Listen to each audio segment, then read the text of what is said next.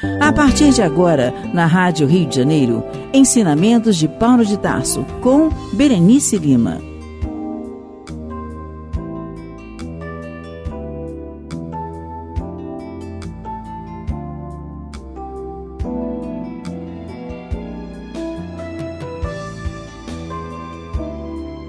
Então, meus amigos, mais um momento estudando o livro Paulo Estevão. O meu está na página 452, nesse finalzinho do livro, onde realmente o Paulo, agora está sendo levado à morte. E é interessante que é uma trajetória lenta, Ele está viajando, ele está indo de um lado para o outro, sabendo da sua morte muito próxima, mas ele muito confiante no trabalho. Por quê? Porque ele sabe sobre o mundo espiritual, ele sabe sobre a imortalidade da alma, ele sabe dessa continuidade, e isso traz para ele uma segurança muito grande. Por quê? Pela fidelidade dele aos princípios cristãos, ao princípio do que o Cristo ensinou. Então, é quando Jesus fala: conhecereis a verdade vos libertará. Então, embora ele esteja caminhando para a morte, ele se sente livre. E é disto que nós precisamos nos apoderarmos, Nós precisamos exatamente disto. Nós precisamos entender essa verdade para que a gente se liberte dos nossos medos que controlam a nossa vida de encarnado. Porque a única coisa que nós sabemos é que vamos desencarnar. É a única verdade que nós sabemos. E nós passamos uma vida inteira como se isso nunca fosse acontecer, relutando compreender esta verdade. Então, nesse momento, na página 452, o Emmanuel fala que o cortejo parou para que os amigos o abraçassem. Eminentemente emocionado, o centurião acompanhou a cena inesquecível, contemplando anciãs de cabelos nevados, beijando as mãos de Paulo com infinito carinho. O apóstolo, enlevado naquelas explosões de afeto, não sabia se havia de contemplar os panoramas prodigiosos da cidade das 7 colinas, paralisar o curso das emoções para prosternar-se em espírito em um preito justo de reconhecimento a Jesus. Ele está tão íntimo ali de Jesus, ele está tão íntegro com o livre-arbítrio dele, com as decisões dele, que nesse momento nada mais interessa para ele. Isto é que dá esse conforto espiritual, essa garantia de viver bem no mundo espiritual. Porque muitas vezes o nosso medo da morte é a vergonha que nós vamos nos deparar, que isso é um medo que está dentro do nosso inconsciente.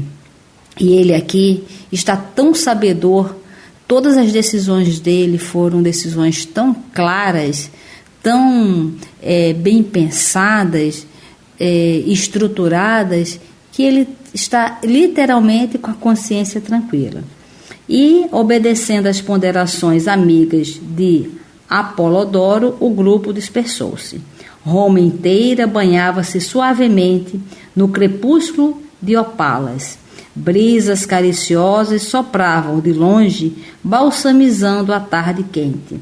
Considerando que Paulo precisava de repouso, o centurião resolveu passar a noite numa hospedaria e apresentar-se com os prisioneiros no dia imediato, ao quartel dos pretorianos, depois de refeitos da longa e exaustiva viagem. Somente na manhã seguinte, compareceu perante as autoridades competentes, apresentando os acusados. Feliz expediente aquele, porque o ex-rabino sentia-se perfeitamente reconfortado. Na véspera, Lucas, Timóteo e Aristarco separaram-se dele, a fim de se instalarem na companhia dos irmãos de ideal, até poderem fixar a sua posição. O centurião de Cesareia encontrou no quartel da Via Nomentana altos funcionários que podiam perfeitamente atendê-lo, com referência ao assunto que o trazia à capital do império, mas fez questão de esperar o general Burrus, amigo pessoal do imperador e conhecido por suas tradições de honestidade, no intuito de esclarecer o caso do apóstolo. O general o atendeu com presteza e solicitude e ficou suficientemente informado da causa do ex-rabino, tanto quanto dos seus antecedentes pessoais e das lutas e sacrifícios que vinha amargurando. Prometeu estudar o caso com o maior interesse, depois de guardar solícito os pergaminhos remetidos pela justiça de Cesareia. Na presença do apóstolo, afirmou ao centurião que, caso os documentos provassem a cidadania romana do acusado, ele poderia gozar das vantagens da custódia libera, passando a viver fora do cárcere apenas acompanhado por um guarda, até que a magnanimidade de César decidisse o seu recurso. Então, todos estão vendo uma maneira de colocá-lo com os seus direitos de romano, né, uma vez que ele era cidadão romano também, e está todo mundo querendo ajudar ele. Isso é uma coisa interessante, como a ajuda sempre aparece. A ajuda sempre aparece. Isso é uma questão de fé. Paulo foi recolhido à prisão com os demais companheiros, como medida preliminar ao exame da documentação trazida. Júlio despediu-se comovido. Os guardas abraçaram o ex-rabino, contristado e respeitosos. Os altos funcionários do quartel acompanharam a cena com indisfarçável surpresa. Prisioneiro algum havia ali entrado, até então, com tamanhas manifestações de carinho e apreço. Isto é o verdadeiro tesouro, né? São esses significados que muitas vezes nós não valorizamos. Auxiliado pelos confrades da cidade, Lucas alugou um aposento humilde na via Nomentana, para lá se transferindo o valoroso pregador do Evangelho, cheio de coragem e confiança em Deus. Isso é um grande aprendizado nosso, nós registrarmos essa confiança em Deus que o tempo todo o Paulo demonstra, né, em todas as suas dores. E quantas vezes nós apenas brigamos com Deus quando estamos um pouco assim incomodados, até com a ação da lei de Deus em nossa vida, né? A lei de ação e reação. Quando estamos submetidos à lei de Deus, muitas vezes nos revoltamos. E o Paulo aqui, ele também está submetido às leis. Lembra? Ele sabe sobre o que ele fez nesta vida como Saulo na transformação de Paulo. Ele tem consciência disso. Ora, imagina o que ele fez nas reencarnações passadas. Mas essa verdade da imortalidade da alma, dessa continuidade, dessa lei de Deus que independe de religião, porque ele era muito preso às questões da religião dele. Quando ele abre esse horizonte, ele realmente consegue entender Deus, e é esse entendimento que gera toda essa confiança. Então, longe de esmorecer diante dos obstáculos, Paulo continuou redigindo epístolas consoladoras e sábias para as comunidades distantes. No segundo dia de sua nova instalação, recomendou aos 3 companheiros procurassem trabalho, para não serem pesados aos irmãos, explicando que ele, Paulo, viveria do pão dos encarcerados, como era justo, até que César pudesse atender ao seu apelo. Assim o fez, de fato, e diariamente lá se ia às grades do calabouço, onde tomava a sua ração alimentar. Aproveitava então essas horas de convivência com os celerados ou com as vítimas da maldade humana para pregar as verdades confortadoras do reino, ainda que algemados. Todos ouviam em deslumbramento espiritual, jubilosos com a notícia de que não se encontravam desamparados pelo Salvador.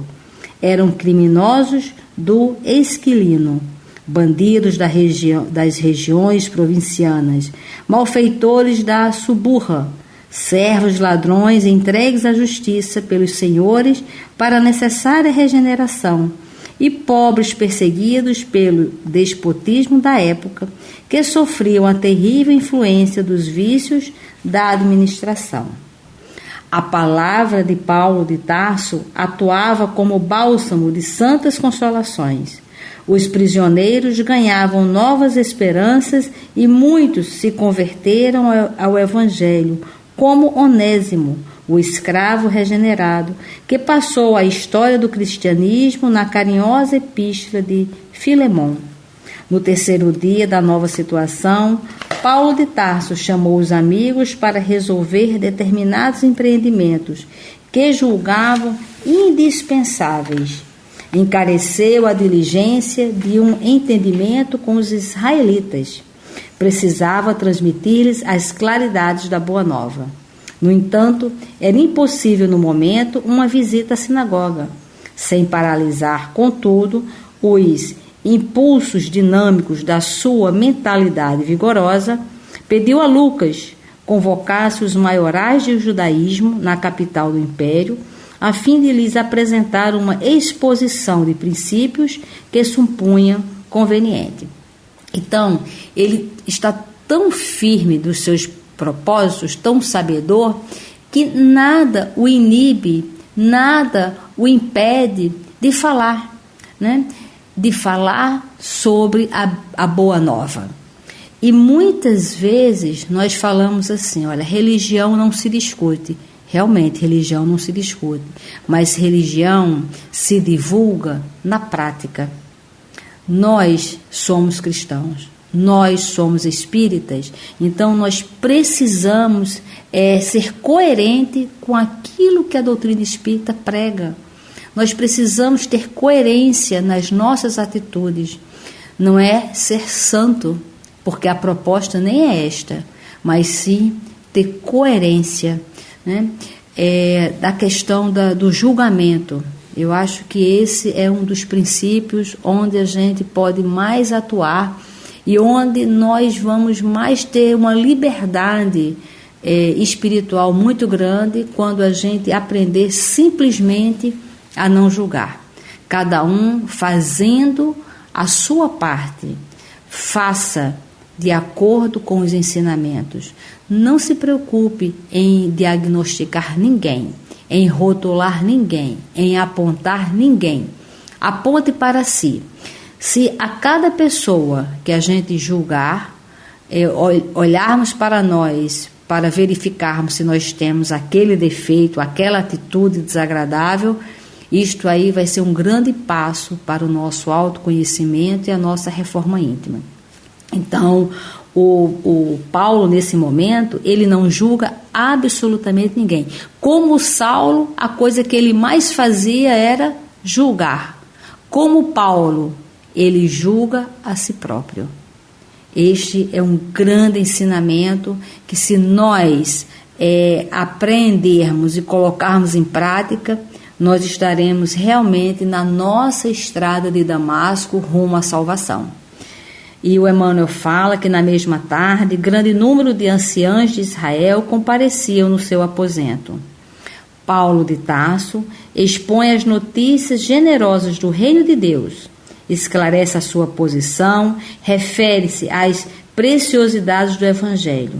Os ouvintes mostram-se algo interessados, mas, ciosos de suas tradições, acabam tomando atitude reservada e duvidosa. Quando terminou a oração entusiástica, o rabi Menandro exclamou em nome dos demais: Vossa palavra merece nossa melhor consideração. Entretanto, amigo, ainda não recebemos nenhuma notícia da Judéia a vosso respeito. Temos, todavia, algum conhecimento desse Jesus a quem vos referis com ternura e veneração. Fala-se dele em Roma, como de um revolucionário criminoso que mereceu o suplício reservado aos ladrões e malfeitores. Sua doutrina é a vida por contrária à essência da lei de Moisés.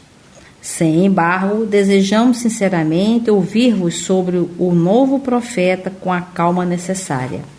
Por outro lado, é justo que não sejamos nós apenas os ouvintes dessas notícias singulares. Convém que vossos conceitos sejam dirigidos à maioria dos nossos irmãos, a fim de que os julgamentos isolados não prejudiquem os interesses do conjunto. Paulo de Tarso percebeu a sutileza da observação e pediu que marcassem o dia da pregação a uma assembleia maior, alvitre esse que foi recebido pelos velhos judeus com justo interesse.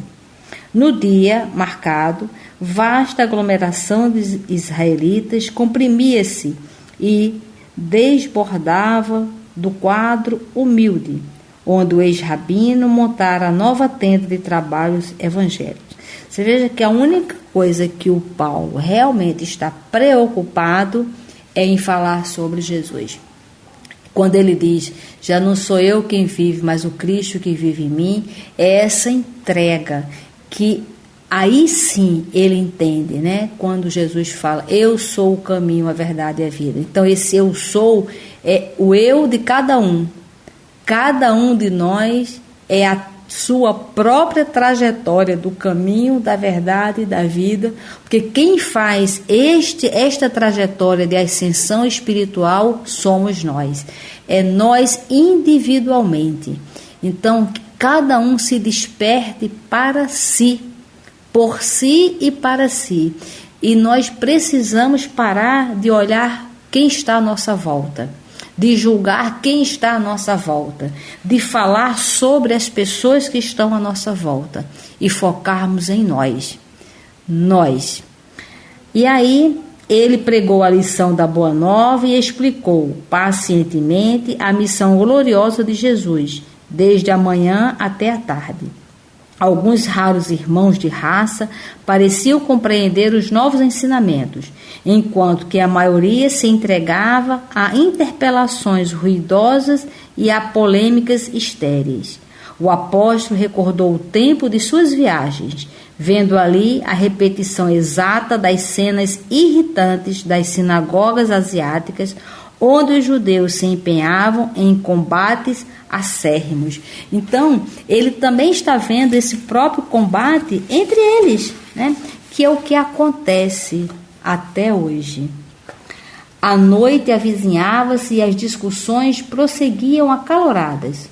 O sol despedia-se da paisagem, dourando o cume das colinas distantes. Observando que o ex-rabino fizera uma pausa para ganhar algum fôlego, Lucas aproximou-se e confidenciou. Dói-me constatar quanto esforço despendes para vencer o espírito do judaísmo. Paulo de Tarso meditou alguns momentos e respondeu, sim, verificar a rebeldia voluntária dá enfado ao coração. Contudo, a experiência do mundo tem me ensinado a discernir, de algum modo, a posição dos espíritos. Há duas classes de homens para as quais se torna mais difícil o contato renovador de Jesus. E aí ele vai dizer, e a gente pode fazer uma reflexão em qual dessas duas nós podemos estar inseridos.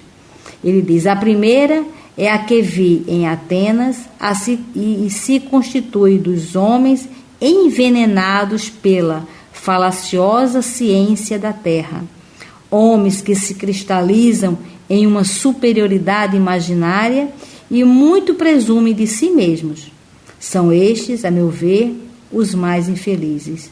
A segunda é a que conhecemos nos judeus recalcitrantes, que, possuindo um patrimônio precioso do passado, não compreendem a fé sem lutas religiosas.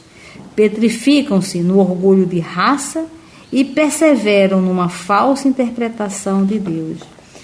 Então, se nós entendermos esta diferença desses dois grupos, e se nós fizermos uma autoavaliação para saber em qual deles nós estamos inseridos, qual que nós sentimos mais afinidade de pensamento, nós vamos ter um bom respaldo para poder tomar uma decisão de autoconhecimento e reforma íntima. Porque o tempo urge, né? O mundo está aí em processo de renovação. O mundo está passando de um mundo de provas e expiações para um mundo de regeneração. Mas será que nós estamos mentalmente passando de um para outro? Será que a nossa mente já está numa mente de acordo com o mundo de regeneração? O que nós temos feito de concreto? Nós na individualidade, né? Não é nós em grupo, é você individualmente. Como é que está a sua trajetória individual de evolução espiritual? Qual é o tanto que você tem consciência daquilo que você já tem feito, né? E aí ele continua: de tal arte entendemos melhor a palavra do Cristo, que classificou os simples e pacíficos da terra como criaturas bem-aventuradas. Poucos gentios, cultos e raros judeus, crentes na lei antiga, estão preparados para a escola bendita da perfeição com o Divino Mestre. Lucas passou a considerar o justo conceito do apóstolo, mas, a esse tempo, as palestras ruidosas e irritantes dos israelitas pareciam o fermento rápido de pugilatos inevitáveis. O ex-rabino, porém, desejoso de paz, subiu novamente à tribuna e exclamou: Irmãos, evitemos as contendas estéreis e ouçamos a voz da própria consciência. Olha, se a gente conseguir entender este ensinamento, se a gente conseguir aprender isso, para a gente evitar esse bate-boca que não vai de nada para lugar nenhum, e se a gente apenas se concentrar na nossa consciência do que somos, de como vivemos, de qual é o nosso projeto individual de evolução, se a gente compreender isto, realmente seremos salvos. Salvos de nós mesmos, das nossas armadilhas do egoísmo e da vaidade, né? E aí ele diz: continuai examinando a lei e os profetas, nos quais encontrareis sempre a promessa do Messias que já veio. Desde Moisés, todos os mentores de Israel referiam-se ao Mestre com caracteres de fogo. Não somos culpados da vossa surdez espiritual. Invocando as discussões ferinas de há pouco, recordo a lição de Isaías, quando declara que muitos hão de ver sem enxergar e ouvir sem entender.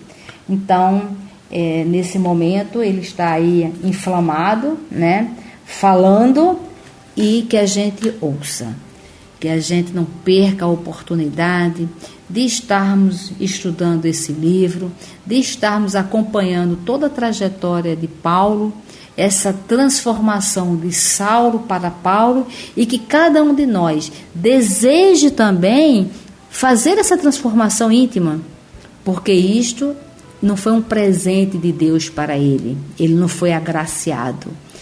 E este caminhar está para qualquer um de nós. E nós, espíritas, nós temos uma responsabilidade maior, né? O André Luiz, em um dos livros, ele fala: a responsabilidade é do tamanho do conhecimento. E em matéria de conhecimento, nós já sabemos bastante. Muita paz. Você ouviu na Rádio Rio de Janeiro Ensinamentos de Paulo de Tarso, com Berenice Lima.